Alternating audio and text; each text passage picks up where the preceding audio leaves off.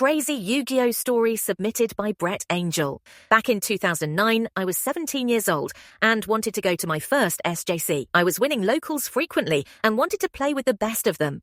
I couldn't find anyone that would go with me and took a lot of convincing for my mum to even let me go. I had never driven that far and was still new having a license. I didn't know it was a 2-day event and was a broke teenager.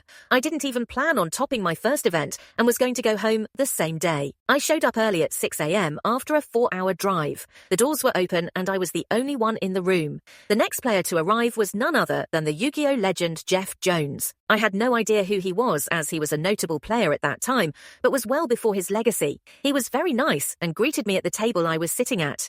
He decided to play a few games with me. I lost every match we played and he gave me some tips for interactions. It was overall just a great experience. The event started with 11 rounds and well over 2,000 people, as it was Gen Con, one of the biggest events in America. Jeff periodically checked on me throughout the event. I was undefeated until round 9, where I took my first loss. In round 10, I played Cesar Gonzalez, who I ended up beating after a situation where he tried to reuse Plague Spreader Zombie twice. I won the judge call in Game 3. Here, I won round 11, and Jeff asked where I was staying, which I had no idea about. I didn't know the event was 2 days, let alone that I would top 16. I simply replied, I didn't plan on this, but I'll probably just stay in my car. Jeff was so kind to offer me to stay with him and test, which I couldn't say no to. The next day, I lost in top 16 to Adam Korn.